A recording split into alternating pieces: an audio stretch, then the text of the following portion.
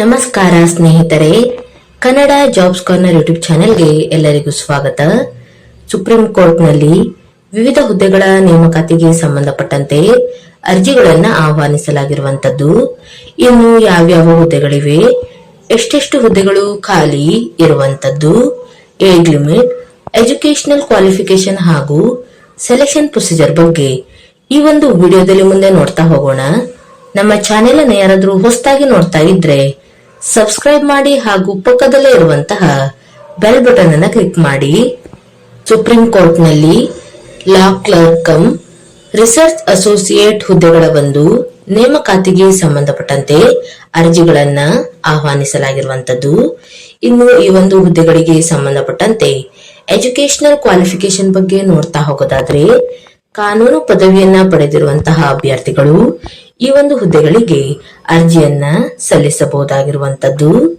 ಹಾಗೂ ಅಭ್ಯರ್ಥಿಗಳು ಇದರ ಜೊತೆಗೆ 5 ವರ್ಷಗಳ ಇಂಟಿಗ್ರೇಟೆಡ್ ಲಾ ಕೋರ್ಸ್ ನಲ್ಲಿ 5ನೇ ವರ್ಷದಲ್ಲಿ ಸ್ಟಡಿ ಮಾಡುತ್ತಿರುವಂತಹ ಅಭ್ಯರ್ಥಿಗಳು ಸಹ ಅರ್ಜಿಯನ್ನ ಸಲ್ಲಿಸಬಹುದಾಗಿರುವಂತದ್ದು.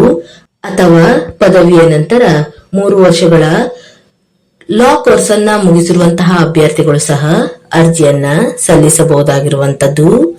ಇನ್ನು ಅಭ್ಯರ್ಥಿಗಳು ಇದರ ಜೊತೆಗೆ ರಿಸರ್ಚ್ ಅಂಡ್ ಅನಾಲಿಟಿಕಲ್ ಸ್ಕಿಲ್ಸ್ ಅನ್ನ ಹೊಂದಿರಬೇಕು ಮತ್ತು ರೈಟಿಂಗ್ ಎಬಿಲಿಟಿಯನ್ನು ಸಹ ಹೊಂದಿರಬೇಕಾಗಿರುತ್ತದೆ.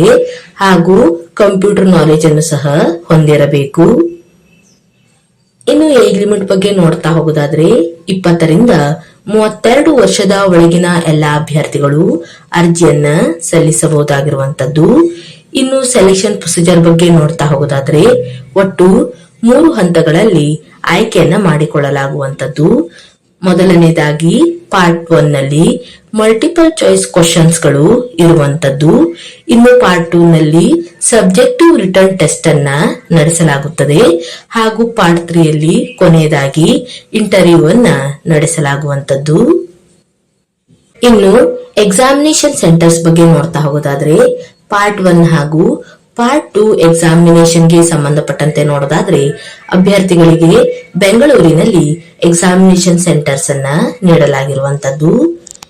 ಇನ್ನು ಡೇಟ್ ಆಫ್ ಎಕ್ಸಾಮಿನೇಷನ್ ಬಗ್ಗೆ ನೋಡ್ತಾ ಹೋಗೋದಾದ್ರೆ, ಅಭ್ಯರ್ಥಿಗಳಿಗೆ ಮಾರ್ಚ್ 7ರಂದು ಎಕ್ಸಾಮ್ ಅನ್ನ ನಡೆಸಲಾಗುವಂತದ್ದು.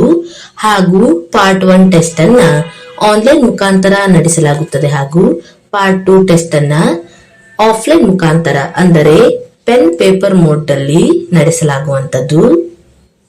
ಇನ್ನು ರಿಜಿಸ್ಟ್ರೇಷನ್ ಪ್ರೊಸೀಜರ್ ಹಾಗೂ ಅಪ್ಲಿಕೇಶನ್ ಫೀಸ್ ಬಗ್ಗೆ ನೋಡ್ತಾ ಹೋಗೋದಾದ್ರೆ, ಅಭ್ಯರ್ಥಿಗಳು ಆನ್ಲೈನ್ ಮೂಲಕ ಅರ್ಜಿಯನ್ನ ಸಲ್ಲಿಸಬೇಕಾಗಿರುವಂತದ್ದು.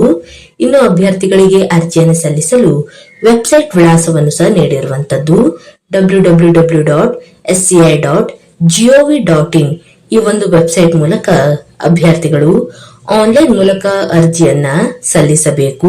ಹಾಗೂ ಅಭ್ಯರ್ಥಿಗಳಿಗೆ 750 ರೂಪಾಯಿ ಅಪ್ಲಿಕೇಶನ್ ಫೀಸ್ ಇರುವಂತದ್ದು. ಹಾಗೂ ಅಭ್ಯರ್ಥಿಗಳು UCO ಬ್ಯಾಂಕ್ ನ ಮೂಲಕ ಅಪ್ಲಿಕೇಶನ್ ಫೀಸ್ ಅನ್ನ ಪೇಮೆಂಟ್ ಮಾಡಬೇಕು. ಇನ್ನು ಅಭ್ಯರ್ಥಿಗಳು ಅರ್ಜಿಯನ್ನು ಸಲ್ಲಿಸಲು ಪ್ರಾರಂಭ ದಿನಾಂಕವನ್ನ ನೋಡೋದಾದ್ರೆ, 20/1/2026ರಿಂದ 7/2/2026 ಒಳಗೆ ಅರ್ಜಿಯನ್ನ ಸಲ್ಲಿಸಬೇಕಾಗಿರುವಂತದ್ದು. ಪಾರ್ಟ್ 1 ಮತ್ತು ಪಾರ್ಟ್ 2 ನಲ್ಲಿ ಕ್ವಾಲಿಫೈ ಆದಂತಹ ಅಭ್ಯರ್ಥಿಗಳನ್ನ 1:3 ರೇಷಿಯೋದ ಆಧಾರದ ಮೇಲೆ ಇಂಟರ್ವ್ಯೂಗೆ ಕರೆಯಲಾಗುವಂತದ್ದು. ಹಾಗೂ ಪ್ರತಿಯೊಂದು ತಪ್ಪಾದ ಉತ್ತರಕ್ಕೂ 0.25 ನೆಗೆಟಿವ್ ಮಾರ್ಕಿಂಗ್ ಇರುತ್ತದೆ. ಇದರ ಬಗ್ಗೆಯೂ ಸಹ ಇಲ್ಲಿ ನೋಟಿಫಿಕೇಶನ್ ನಲ್ಲಿ ಎಲ್ಲಾ ಮಾಹಿತಿಯನ್ನ ಡೀಟೇಲ್ ಆಗಿ ನೀಡಿರುವಂತದ್ದು. ಇನ್ನು ಆಸಕ್ತ ಮತ್ತು ಅರ್ಹ ಅಭ್ಯರ್ಥಿಗಳು ಈ ಒಂದು ಹುದ್ದೆಗಳಿಗೆ ಅರ್ಜಿಯನ್ನ ಸಲ್ಲಿಸಬಹುದು. ಇವಿಷ್ಟು ಸುಪ್ರೀಂ ಕೋರ್ಟಿನಲ್ಲಿ ಕರೆಯಲಾದಂತಹ ಲಾ ಕ್ಲರ್ಕ್ ಕಮ್ ರಿಸರ್ಚ್ ಅಸೋಸಿಯೇಟ್ ಹುದ್ದೆಗಳ ಒಂದು ನೇಮಕಾತಿಗೆ ಸಂಬಂಧಪಟ್ಟಂತಹ ಮಾಹಿತಿಯಾಗಿರುತ್ತದೆ. ಈ ಒಂದು ವಿಡಿಯೋ ನಿಮ್ಗೆ ಇಷ್ಟವಾಗಿದ್ದಲ್ಲಿ ಒಂದು ಲೈಕ್ ಮಾಡಿ, ಶೇರ್ ಮಾಡಿ ಹಾಗೂ ಸಬ್ಸ್ಕ್ರೈಬ್ ಮಾಡಿ. ಜೊತೆಗೆ ಪಕ್ಕದಲ್ಲಿ ಇರುವಂತಹ ಬೆಲ್ ಬಟನ್ ಅನ್ನು ಕ್ಲಿಕ್ ಮಾಡಿ.